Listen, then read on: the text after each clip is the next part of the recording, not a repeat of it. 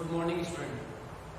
कल हमने 12th class में पार्टनरशिप जो चैप्टर था वो हमने स्टार्ट किया था, जनरल इंट्रोडक्शन ऑफ पार्टनरशिप। आज जो है हम थोड़ा सा चैप्टर को आगे लेके चलते हैं कि कल हमने क्या पढ़ा और आज हम क्या पढ़ने वाले हैं। कल हमने पार्टनरशिप में ये हमने पढ़ा था कि हम जो 11th क्लास में पढ़ के आए थे वो एक सिंगल ओनर का बिजनेस था।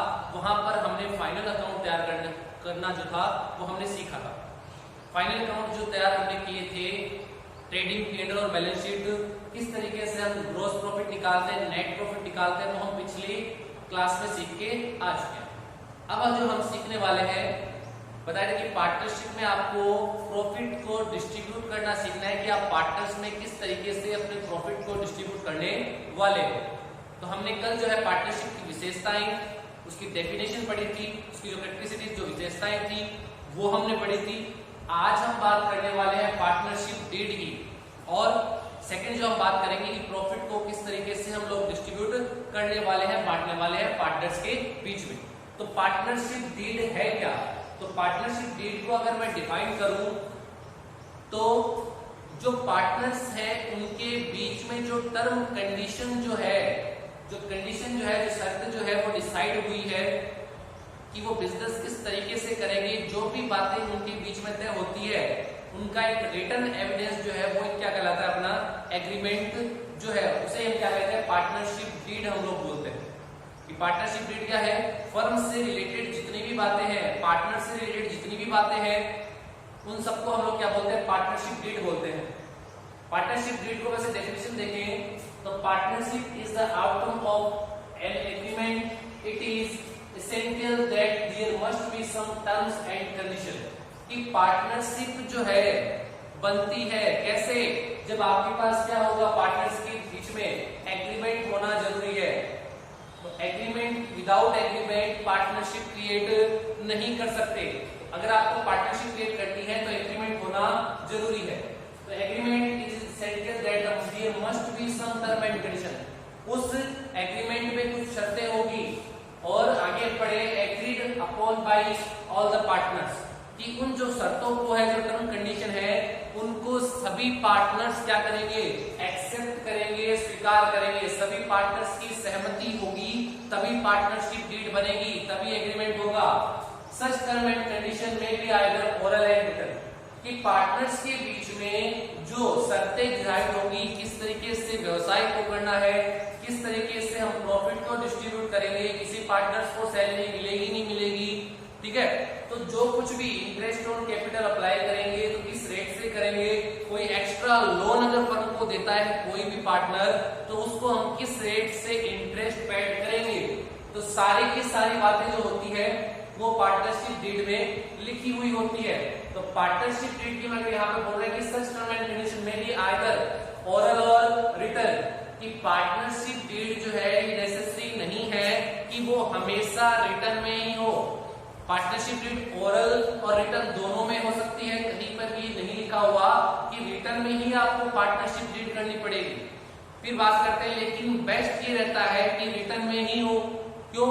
किसी भी प्रकार की मिसअंडरस्टैंडिंग हो पार्टनर्स के बीच में, किसी प्रकार का डिस्प्यूट हो, तो उससे बचने के लिए जो है पार्टनर्स एग्रीमेंट को क्या करते हैं, जो डीड बोल दो उसको क्या करते हैं, रिटन में ही वो साइन करते हैं। फिर हम आगे बात करें कि पार्टनरशिप डीड में क्या क्या लिखा होता है। तो पार्टनरशिप डीड में A to Z अगर मैं कहूं कि फर्म की स्टार्टिंग से लेकर, फर्म के नाम से लेकर, फर्म का एड्रेस क्या है, फर्म का बिजनेस क्या है, कि जो फर्म है, जो पार्टनरशिप हुई है, वो क्या काम करेंगे, वो शूज का शोरूम ओपन करेंगे या कहीं स्टेशनरी का काम करेंगे, वो काम क्या करेंगे, उस फर्म का नाम, सारी की सारी बातें उसमें लिखी होगी। कितने पार्टनर्स हैं, पार्टनर्स का एड्रेस, पार्टनर्स के नाम, नॉमिनी, गुडविल किस तरीके से आप लोग कैलकुलेट करोगे, जो कैपिटल होगी वो उनकी लिखी हुई होती है। किसी पार्टनर्स को सैलरी देनी होती है तो वो भी उसके बारे में लिखा होगा। कमीशन अगर पेड करना है तो वो भी उसमें लिखेंगे। मतलब ओवरऑल सारी बातें, जितनी भी बातें आपके बीच तय हुई है या उस फर्म से रिलेटेड जितनी बातें हैं, वो सारी की सारी बातें कहाँ नोट आउट होगी, अपने एग्रीमेंट पार्टनरशिप डीड में नोट आउट होगी। अब उसमें कुछ बातें मैनेजमेंट से संबंधित है, फर्म का नाम, पता, जो डिसीजन है। कुछ बातें आपके फाइनेंस से संबंधित है। फाइनेंस को अगर मैं समझाऊं कि फाइनेंस का क्या मतलब है, फाइनेंस का मतलब जहां पर पैसे का लेन देन या किसी पार्टनर्स को कुछ पेड करना है, वो बात होती है फाइनेंस। जैसे किसी पार्टनर्स जो है वो बिजनेस पर ज्यादा टाइम स्पेंड कर रहा है तो उसको हम लोग सैलरी देते हैं, ठीक है, या इंटरेस्ट ऑन कैपिटल देते हैं। तो जहां पर बात मनी की आती है, तो जब भी मैंने कहा था कि हम लोग पार्टनरशिप सीख रहे हैं, हम यहाँ पर फाइनल अकाउंट नहीं बनाने वाले, तो आप अपने प्रॉफिट को किस तरीके से डिस्ट्रीब्यूट करने वाले हो, बांटने वाले हो, तो उसके लिए आपको यहाँ पर मोस्ट इंपॉर्टेंट जो बात है वो है आपकी पार्टनरशिप डीड। अगर आपको प्रॉफिट को बांटना है तो आपको सबसे पहले क्या चाहिए, आपकी पार्टनरशिप डीड की कॉपी चाहिए।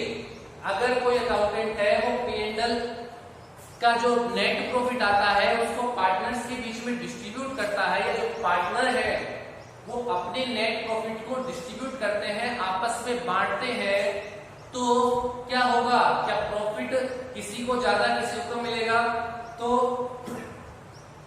मेरी बात ध्यान से सुनिएगा कि मैंने यहाँ पर एक लाइन लिखी है कि पार्टनरशिप जो है, डीड जो है वो ओरल और रिटन दोनों में हो सकती है। मैंने साथ में ये बात भी कही थी कि किसी प्रकार की मिसअंडरस्टैंडिंग और डिस्प्यूट से बचने के लिए बेटर यही रहता है कि आपकी पार्टनरशिप डीड जो है वो किसमें हो, रिटन में हो। तो अगर मेरे को प्रॉफिट डिस्ट्रीब्यूट करना है पार्टनर्स में, तो मैं क्या काम करूंगा, सबसे पहले मेरे को क्या चाहिए, पार्टनरशिप डीड जो है, आपका जो एग्रीमेंट है उसकी मेरे को कॉपी चाहिए। अब कॉपी आगे मैं क्या करूंगा, फिर उस कॉपी में से जो फाइनेंस से संबंधित बातें हैं, फाइनेंस से संबंधित क्लोज है, उन पॉइंट को मैं नोट आउट करूंगा, और जब मैं प्रॉफिट डिस्ट्रीब्यूट करूंगा तो उन पॉइंट्स के बेस पर ही करूंगा। तो कहूं कि यहाँ पर हम अपने प्रॉफिट को डिस्ट्रीब्यूट करना सीखने वाले हैं। तो पार्टनरशिप डीड समझ में आई कि पार्टनरशिप डीड का मतलब क्या है, कि पार्टनरशिप जो है एक तरीके से एग्रीमेंट है, टर्म कंडीशन जो पार्टनर्स के बीच में डिसाइड हुई है, वो ही क्या है, आपकी पार्टनरशिप डीड। और पार्टनरशिप डीड का काम क्या है, तो पार्टनरशिप डीड जो है आपके बिजनेस में प्रॉफिट को डिस्ट्रीब्यूट करने या बिजनेस से जो कुछ भी बातें रिलेटेड होती है वो सारी की सारी इसमें लिखी हुई होती है।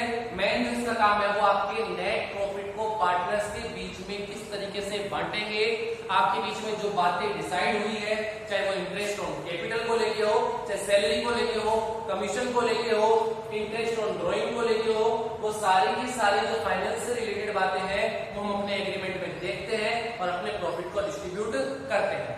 अब बात करते हैं हम लोग कि हमने 11th क्लास में बताया था कि P&L अकाउंट और ट्रेडिंग P&L हम लोग बना के सीखे थे, तो वो यहाँ पर अपने सीखने वाले हैं। हम यहाँ पर थोड़ा सा उसको एनालिसिस दोबारा कर लें, ट्रेडिंग P&L की बात मैं दोबारा कर लूं।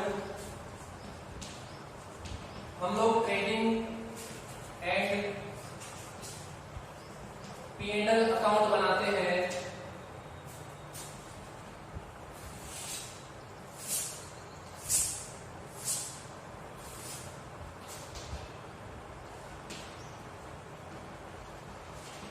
सबसे पहले हम लोग लिखते हैं ओपनिंग स्टॉक, 2 नंबर पे हम लोग लिखते हैं परचेज, फिर हम लोग लिखते हैं डायरेक्ट एक्सपेंसेस, उसके बाद बैलेंसिंग फिगर से आता है अपना ग्रॉस प्रॉफिट। ये था अपना ट्रेडिंग के डीआर साइड। और सीआर साइड में हम लोग लिखते थे बाय सेल्स, कुछ एडजस्टमेंट होता था तो वो हम करते थे, जो अमाउंट को बता दिया हमने बाय। क्लोजिंग स्टॉक हम लोग लिखते थे और फिर टोटल करते थे। इस तरीके से बैलेंसिंग फिगर से अपना जीपी निकालते थे, और जीपी अपना ट्रांसफर होता था P&L अकाउंट के सीआर साइड में, या बाय ग्रॉस प्रॉफिट, वो अमाउंट यहाँ लिखते थे। उसके बाद डेबिट साइड में जो भी आपके इनडायरेक्ट एक्सपेंसेस है वो लिखते हैं, और बैलेंसिंग फिगर से नेट प्रॉफिट हम लोग निकालते थे। ये बातें हमने 11th क्लास में सीखी थी। अब ये दोबारा आप लोग क्यों पढ़ रहे हैं, थोड़ा सा जो किसी प्रकार का प्रॉफिट को बांटते समय डाउट ना हो, या कुछ बातें जो है वो आपको यहाँ पर समझनी जरूरी है। जैसे मैंने सारे डायरेक्ट एक्सपेंसेस नहीं लिखे, सबको पता है कि आपके डायरेक्ट एक्सपेंसेस जो है फैक्ट्री से जो रिलेटेड है वो डायरेक्ट है, बाकी जो आपके ऑफिस शोरूम से रिलेटेड वो आपके इनडायरेक्ट एक्सपेंसेस है। तो ये ट्रेडिंग पीरियड तो हम लोग सीख के आए थे। तो सर हम ये दोबारा क्यों पढ़ रहे हैं? वो दोबारा इसलिए पढ़ रहे हैं कि हमें 12th क्लास में बताया था पार्टनरशिप क्या है, फाइनल अकाउंट तैयार होंगे एज इट इज वैसे ही होंगे। आपको यहाँ पर केवल और केवल प्रॉफिट को डिस्ट्रीब्यूट करना है। तो प्रॉफिट को डिस्ट्रीब्यूट करेंगे तो कौन से अकाउंट में करेंगे? तो प्रॉफिट को डिस्ट्रीब्यूट करने के लिए हमें एक अकाउंट और बनाना पड़ेगा। उससे पहले मैं बात कर लूं कि ये जो थे, ये जो एक्सपेंसेस ये अपने क्या है, एक तरीके से इनको क्या बोलते हैं? चार्ज बोलते हैं। चार्ज का मतलब होता है एक्सपेंसेस। ये अपने क्या है? एक्सपेंसेस है कि पीएनएल अकाउंट में दिखाए गए अपने क्या है? एक्सपेंसेस है। अब मेरी बात ध्यान से सुनिएगा कि नेट प्रॉफिट को मैंने बताया था कि पार्टनर्स में डिस्ट्रीब्यूट करना है। तो सबसे पहले तो ये, अगर किसी साल प्रॉफिट कम ज्यादा होता है तो पार्टनर्स को एडजस्ट करना पड़ेगा कि उसका प्रॉफिट कभी कम भी हो सकता है, ज्यादा भी हो सकता है, या कुछ पार्टनरशिप डेट में बातें डिसाइड की कि उसको सैलरी देनी है, कमीशन देना है। अगर किसी साल प्रॉफिट कम होता है तो सैलरी कमीशन हो सकता है कि पार्टनर को मिले भी ना। तो पार्टनर जो है अपने प्रॉफिट के अकॉर्डिंग एडजस्ट कर सकता है। अब क्या आपसे मैं बात पूछना चाहूंगा कि हमारे जो एक्सपेंसेस है, जो चार्ज है, क्या उनको भी हम लोग कम ज्यादा लिख सकते हैं? क्या नहीं लिख सकते। कारण क्या है कि ये हमारे एक्सपेंसेस है।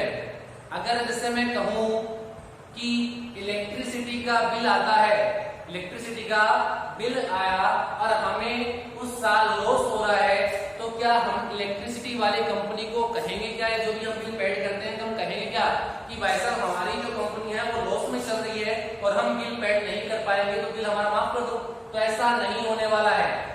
आपके जो चार्ज हैं, जो एक्सपेंसेस हैं, वो डिपेंड नहीं करते आपकी इनकम पर। दोबारा कहूं कि आपके चार्ज, आपके एक्सपेंसेस आपकी इनकम पर डिपेंड नहीं करते। भले ही प्रॉफिट हो, भले ही लॉस हो, आपकी इनकम कम ज्यादा हो, चार्ज आपको पेड करने ही पड़ेंगे।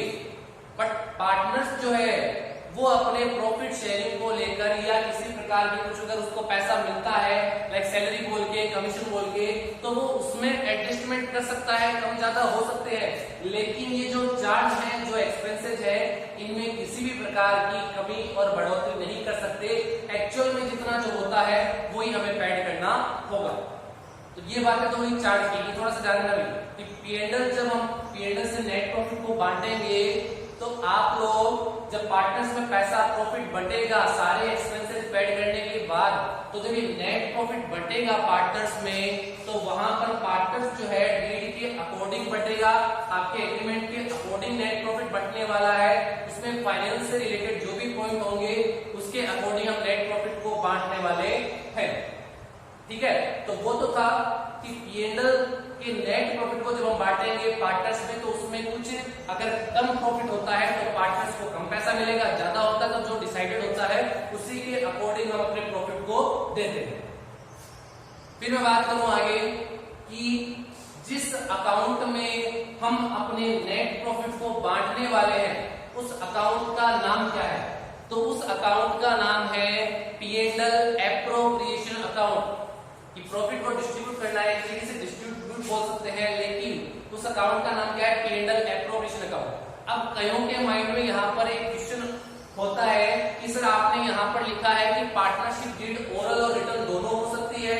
हाँ बिल्कुल, पार्टनरशिप डीड कहीं भी लॉ में नहीं लिखा हुआ कि पार्टनरशिप डीड जो है उसको आपको रिटर्न में ही होना जरूरी है। वो ओरल भी हो सकती है और रिटर्न भी हो सकती है। लेकिन मैंने कहा था किसी भी प्रकार की मिसअंडरस्टैंडिंग और डिस्प्यूट से बचने के लिए सभी क्या करते हैं? पार्टनरशिप डीड को रिटर्न में ही करवाते हैं। ठीक है, तो ये दोनों में हो सकती है। अब कह रहे हैं दोनों में हो सकती है, तो हमने रिटर्न वाली बातें तो हमने समझ ली सर कि आपने रिटर्न की जो बातें कही कि पार्टनरशिप डीड को हम लोग उठाएंगे, उसमें फाइनेंस से रिलेटेड जो पॉइंट होंगे वो नोट आउट करेंगे और उसके बेस पर हम अपने नेट प्रॉफिट को डिस्ट्रीब्यूट कर देंगे। बिल्कुल सही। लेकिन जब बात आती है कि अगर ओरल हो, तो अगर पार्टनरशिप डीड नहीं है तो सुनिएगा, अगर पार्टनरशिप डीड रिटर्न में नहीं है, फिर हम अगर पीएनएल एप्रोप्रिएशन बनाते हैं, किसी प्रकार का डिस्प्यूट होता है, मिसअंडरस्टैंडिंग होती है, तो वहां पर सारा का सारा प्रॉफिट जो होगा सभी पार्टनर में इक्वल ही बांटा जाएगा। बात दोबारा अगर आपके पास पार्टनरशिप डीड है तब तो पार्टनरशिप डीड में जो टर्म कंडीशन, जो प्री डिसाइडेड पहले से रेशो था कि हम प्रॉफिट लॉस को इस रेशो में बांटने वाले हैं, उसी रेशो में बांटेंगे। लेकिन जब आपके पास पार्टनरशिप डीड नहीं है, जब पार्टनरशिप डीड ओरल में है, तो उस केस में आपका जो प्रॉफिट है वो सभी पार्टनर्स में इक्वल ही बटेगा। तो दोबारा बताऊं, पार्टनरशिप डीड अगर रिटर्न में है तब तो फाइनेंस के जो पॉइंट है उनको नोट आउट करेंगे और प्रॉफिट डिस्ट्रीब्यूट करेंगे, और रिटर्न में अगर नहीं है तो पूरा का पूरा प्रॉफिट जो है वो सभी साझेदार, जितने भी पार्टनर है सब में इक्वल ही बांटा जाएगा। और किसी भी साझेदार को, किसी पार्टनर को ना ही सैलरी दी जाएगी, ना ही कमीशन दिया जाएगा, और ना ही किसी प्रकार का रेम्यूनरेशन उसे दिया जाता। तो ये तो बात हुई पार्टनरशिप डीड की। और फिर हमने बताया था कि इस पार्टनरशिप वाले चैप्टर में कौन से प्रैक्टिकल क्वेश्चन हम करने वाले हैं। तो पार्टनरशिप का जो चैप्टर है वहां पर हम केवल और केवल अपने नेट प्रॉफिट को अपने पार्टनर्स में किस तरीके से बांटेंगे वो हमें यहाँ पर सीखना है। और किस अकाउंट में बांटेंगे, उस अकाउंट का नाम क्या है, तो उस अकाउंट का नाम है P&L एप्रोप्रिएशन अकाउंट। और किस बेस पे हम लोग अपने प्रॉफिट को बांटेंगे, तो किस बेस पे, पार्टनरशिप डीड में रिकॉर्ड की गई जो भी बातें हैं, जो भी टर्म कंडीशन है, उनके बेस पर हम अपने प्रॉफिट को बांटने वाले हैं। और अगर पार्टनरशिप डीड नहीं है तो अपना जो भी प्रॉफिट होगा वो इक्वल ही डिस्ट्रीब्यूट होगा। अब थोड़ी सी बात कर ले हम लोग कि पार्टनरशिप डीड नहीं है तो उसके अब्सेंस में अपने कौन कौन से रूल अप्लाई होंगे।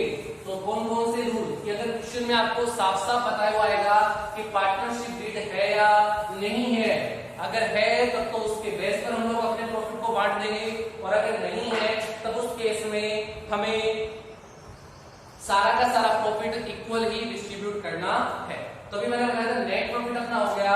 नेट प्रॉफिट के बाद हम बांटेंगे तो उस अकाउंट का नाम है P&L appropriation account. P&L appropriation account. जिस तरीके से जीपी ट्रांसफर होता है P&L के सीआर साइड में, एनपी ट्रांसफर होगा P&L एप्रोप्रिएशन के सीआर साइड में। बाई नेट प्रॉफिट या बाई P&L अकाउंट कर दो, क्योंकि P&L अकाउंट से ट्रांसफर करेंगे, ब्रैकेट में लिख दो एनपी, कि जो भी आपका नेट प्रॉफिट आए वो लिख देंगे। अब सुनिएगा ध्यान से कि अब हम क्या करने वाले हैं, कि अब हम यहाँ पर जो अपना नेट प्रॉफिट आया है इसको पार्टनर्स में बांटेंगे। तो पार्टनर से बांटेंगे पार्टनरशिप डीड को ध्यान में रखते हुए। क्वेश्चन में कई बार क्या होता है कि आपको जैसे कंफ्यूज करने के लिए वो आपको नेट प्रॉफिट देता है, लेकिन कहता है कि इसमें से कुछ चार्ज रह गए हैं, कुछ ऐसे एक्सपेंसेस जो थे वो हमने रिकॉर्ड नहीं किया, भूल गए। तो उस केस में क्या होगा, हम क्या करेंगे कि सर सबसे पहले हमें क्या करना पड़ेगा, आपका प्रॉफिट तो गलत है, क्योंकि नेट प्रॉफिट का मतलब क्या है, शुद्ध लाभ का मतलब क्या है कि सारे एक्सपेंसेस राइट ऑफ किए हुए होने चाहिए। तो हम कहेंगे कि आप अपने P&L अकाउंट में गलती हो चुकी है, तो सबसे पहले आप लोग क्या करो, अपने नेट प्रॉफिट को सही करो। दोबारा सुना कि अगर किसी प्रकार का एक्सपेंसेस या डेप्रिसिएशन हो, चाहे अपने जो लेबर काम कर रहे वर्कर जो है उनकी सैलरी हो सकती है, अगर कुछ भी ट्रांजैक्शन, कुछ भी एक्सपेंसेस अगर छूट गया है, रिकॉर्ड आपने नहीं किया, तो सबसे पहले आपको क्या करना है, अपने P&L अकाउंट के नेट प्रॉफिट को सही करना है।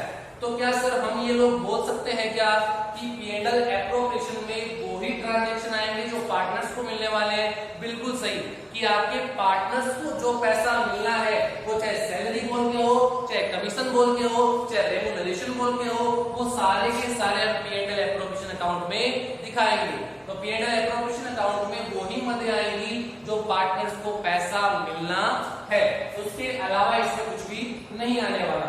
तो ये जो बात मैंने अभी बताई थी कि आपका नेट प्रॉफिट सही होना चाहिए, अगर कोई एक्सपेंसेस इसमें से लेस नहीं किया हुआ तो सबसे पहले आपको अपने प्रॉफिट को सही करना होगा।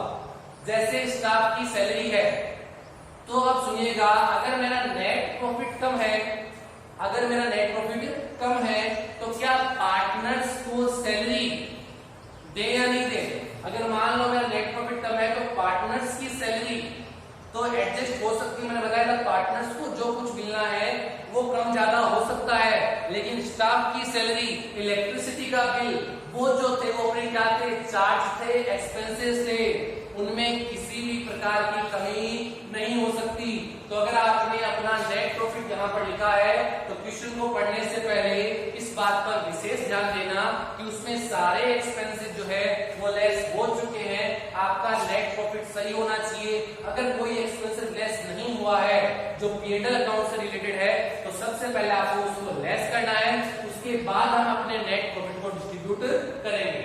थोड़े से फॉर्मेट स्कोर आगे बात करें कि प्रॉफिट क्या बोल के हो सकता है, जैसे सैलरी हो सकती है, टू सैलरी, पार्टनर मान लो ए है और बी, ए को मिलेगी ए भी लिख देंगे और बी को। इसके अलावा किसी प्रकार का कमीशन हो सकता है, वो भी ए को मिलना है तो ए वाले अमाउंट को लिख देंगे। किसी प्रकार का रेम्यूनरेशन हो सकता है, जिस पार्टनर को मिलना है उसमें लिख देंगे। और लास्ट में हम लोग क्या करेंगे, इंटरेस्ट ऑन कैपिटल जो हो सकती है, तो इंटरेस्ट ऑन कैपिटल जितने पार्टनर है उनका अमाउंट कैलकुलेट करके लिखेंगे। या उन्होंने अगर पैसा ड्राइंग किया है, बिजनेस से पैसा निकाला है तो वो ड्राइंग भी हम लोग लिखेंगे बाय ड्राइंग,